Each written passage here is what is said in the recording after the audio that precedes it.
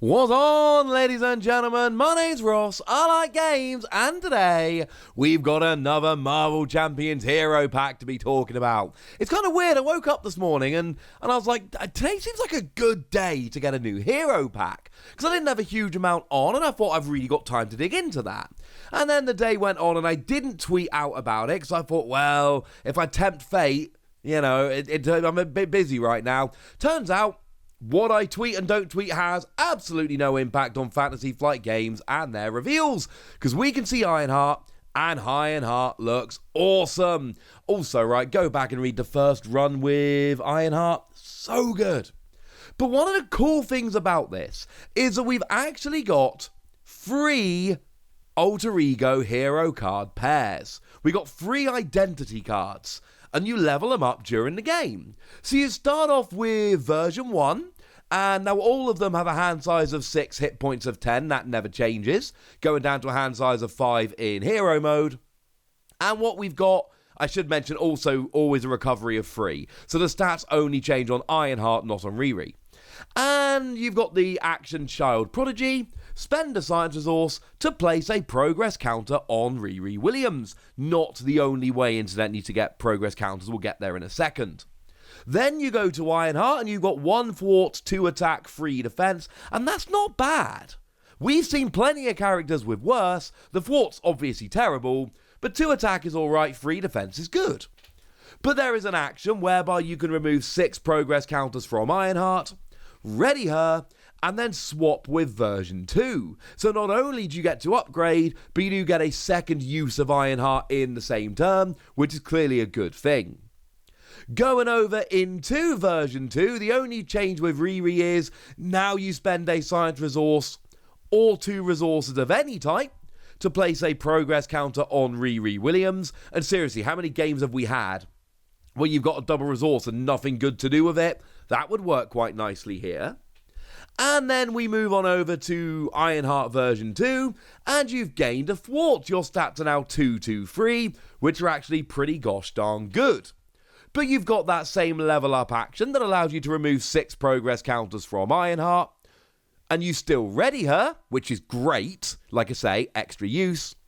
But you also give her a tough status card, which is great, and you swap her out for version 3. Now in version 3, Riri Williams lets you spend 1 resource of any type to place a progress counter on there, and you might be thinking, well, hang on a second, why am I placing progress counters when I've been using them to level up? Well, flicking over to Ironheart version 3, you go up to 3 thwart, so the attack and defense never actually change, but you end up with 3, 2, 3, which is nuts in terms of stats. And there's an action which allows you to remove a progress counter from Ironheart to deal 2 damage to an enemy. And correct me in the comment section if I'm wrong about this, but I'm not seeing that you need to exhaust her, and I'm not seeing once per phase or once per round or any of that on there, so I'm not sure this is limited to once per turn. I think if you can get multiple progress counters on there, seems like you might be able to do it multiple times. Let me know in the comments if I'm missing something obvious. So this seems absolutely brilliant. Once again, the game designers knocking it out the park, giving us something we've just not seen with other characters, something which is really rather awesome. So then we move on and we can see some cards that will allow you to gain those progress counters.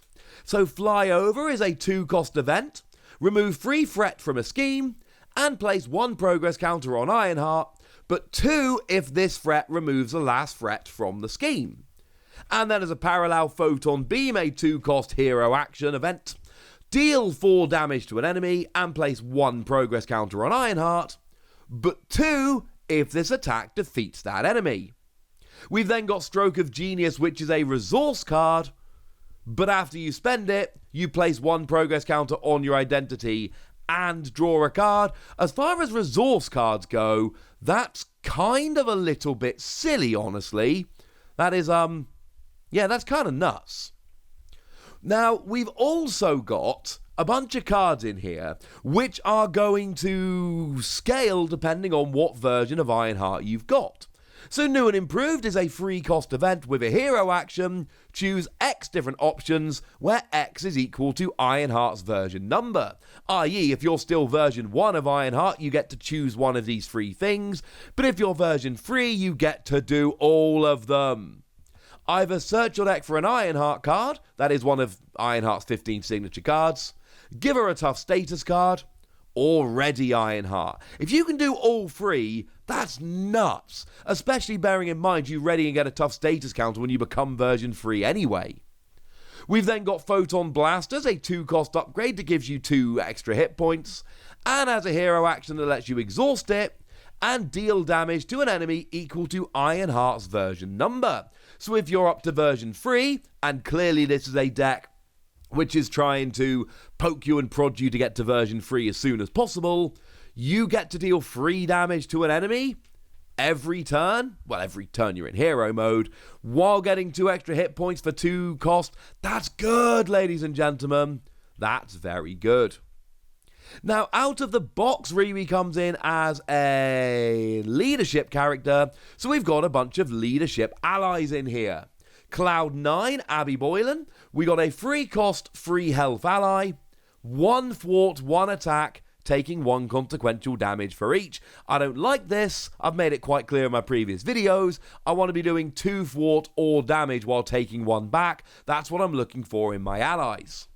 But we have a hero action that might save us here, whereby you exhaust Cloud9, choose a player, and until the end of the phase, each aerial character gets +1 thwart. Yeah, well, that's controlled by the player you've chosen. That's pretty good. Your thwart builds up fast on Ironheart. If you're up to version 3 playing stuff like Cloud9, that's 4 thwart before you've even got going. Falcon, Joaquin Torres, we've got 4 cost free health, and you know I'm not a fan of having a cost higher than my health here. 1 thwart taking a damage, but 2 attack. But after Falcon attacks or thwarts, you may spend an energy resource to ready another champion character you control. 1 resource to ready a character? Yeah, I'll take that. That sounds pretty good to me. Now, Snowguard is a very weird one here. This is actually a basic ally. 4 cost, free health, so again, I'm not loving that. No attack or thwart here. Not ideal. But after Snowguard enters play, you can place up to 3 shift counters.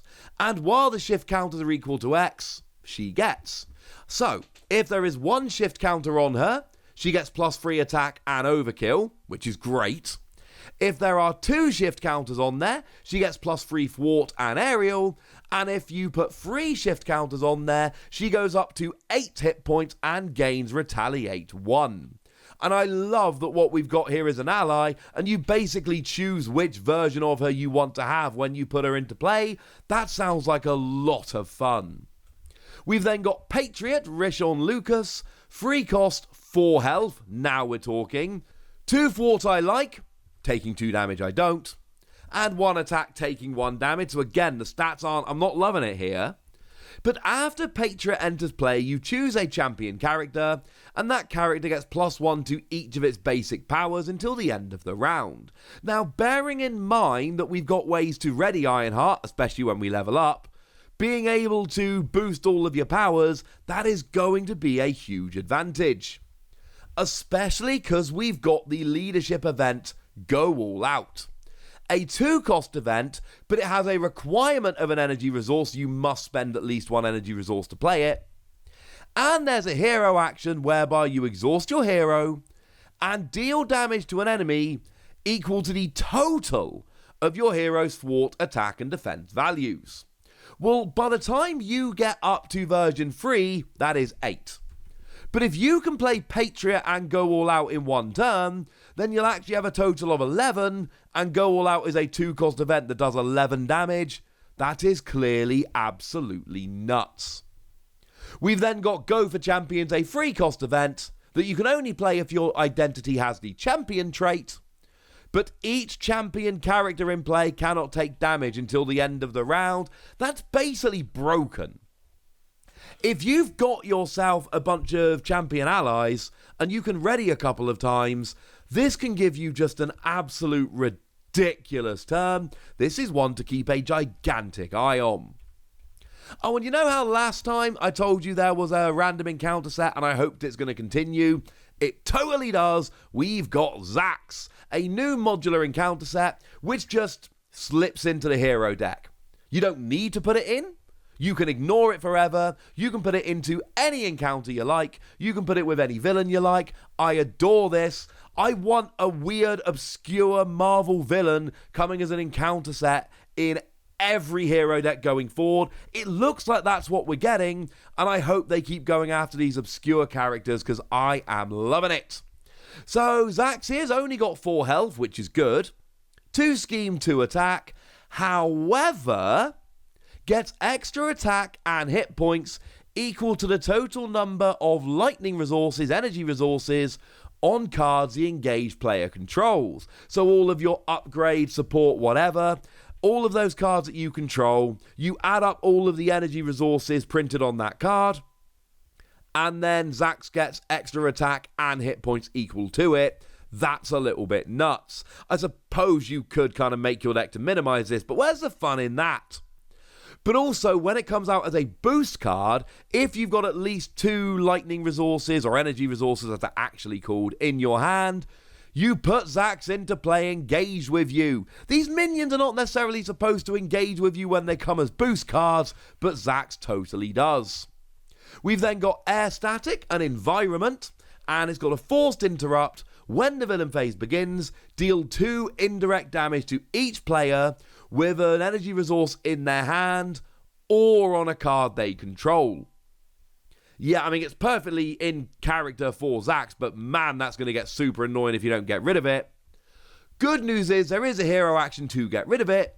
You choose to either discard a card you control with a printed energy resource or take 2 indirect damage and discard the card. But bearing in mind, if you don't get rid of it, you're going to take the indirect damage anyway, so I'd get rid of it personally. We've then got Feedback Loop, the side scheme that comes along with it.